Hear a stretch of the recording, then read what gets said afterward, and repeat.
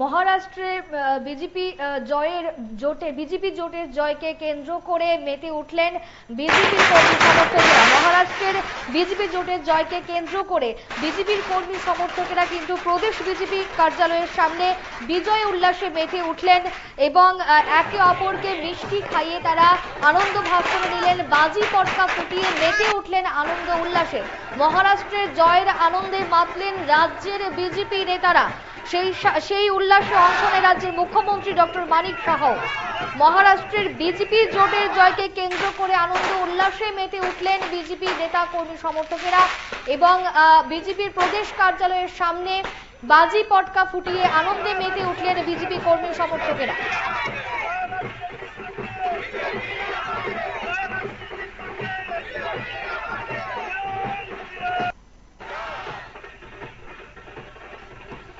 এই কিছুক্ষণ আগের ছবি আপনারা এই মুহূর্তে দেখতে পাচ্ছেন টিভি 24 এর পর্দায়। বাজি পটকা ফুটিয়ে কিন্তু আনন্দ উল্লাসে মেতে উঠলেন বিজেপির বিভিন্ন নেতা কর্মী সমর্থকেরা। সেই উল্লাসে অংশগ্রহণ করেন মুখ্যমন্ত্রী ডক্টর মানিক সাহ। মহারাষ্ট্রের বিজেপি জোটের জয়কে কেন্দ্র করে আবারও মহারাষ্ট্রের বিজেপি জোটের জয়কে কেন্দ্র করে কিন্তু আনন্দ উল্লাসে মেতে উঠলেন বিজেপি প্রদেশ কার্যালয়ের সামনে বিজেপির বিভিন্ন নেতা কর্মী সমর্থকেরা। ঠিক এই কিছুক্ষণ আগের ছবি আপনারা এই মুহূর্তে দেখতে পাচ্ছেন। আমরা শুনবো এই উল্লাসকে ঘিরে, এই বিজেপির জয়কে ঘিরে মুখ্যমন্ত্রী ডক্টর মানিক সাহার বক্তব্য।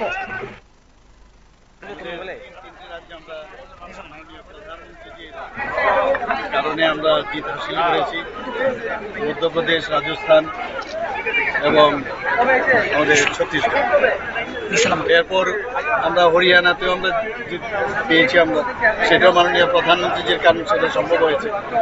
অনেকে বারবার এই যে ইলেকশনগুলো হলো, অনেকে অনেক কথা বলেছিল যে হবে না, কিন্তু ভারতীয় জনতা পার্টি এবং মাননীয় প্রধানমন্ত্রীজির নেতৃত্বে যেভাবে কাজ হচ্ছে, বিকাশের উপর ভিত্তি করে, যেভাবে ডেভেলপমেন্টের উপর ভিত্তি করে যে কাজগুলো হচ্ছে, তার নিরিখেই কিন্তু মানুষ ভারতীয় জনতা পার্টি এবং নরেন্দ্র মোদীজিকে ভোট দিয়ে এবং আজকে এবার মহারাষ্ট্রে এত বড় জিত 2019-এর থেকেও আসলে আমরা জয় লাভ করেছি।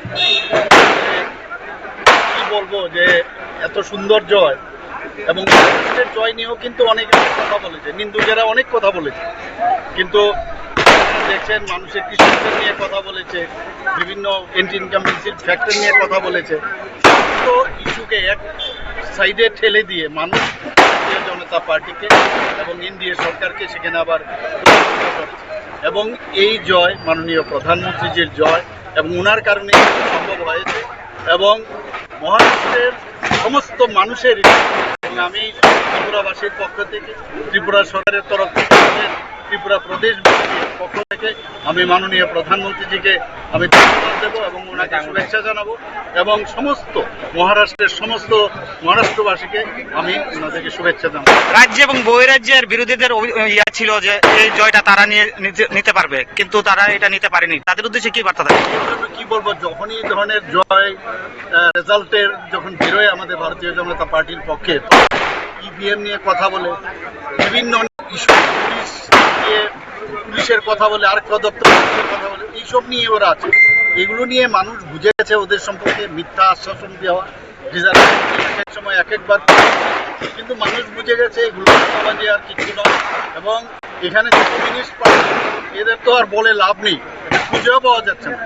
আর রাহুল আমি জানি না, আবার কয়েকদিন আপনার দেখতে আর কদিন গেলে তারপর দেবে। আর আমাদের মাননীয় প্রধানমন্ত্রীজি দেখুন, গণতন্ত্রতে জয় পরাজয় আছেই। আমরা আজকে ঝাড়খণ্ডের মধ্যে আমরা পিছিয়ে আছি, আমরা বিরোধী পক্ষে আমরা আছি, বিরোধী দল হিসাবে আমরা ওখানে আত্মপ্রকাশ করেছি এবং ভালো আমাদের আসন সংখ্যা নিয়ে সেখানে আমরা কাজ করব। কিন্তু এখানে তারপরও মাননীয় প্রধানমন্ত্রীজি আজকে সন্ধ্যা 6টার সময় যা আমরা দেখলাম যে আমাদের যে পার্টি অফিস, কেন্দ্রীয় পার্টি অফিস, ওখানে সবসময় উনি আমাদের কার্যকর্তাদের সাথে থাকেন।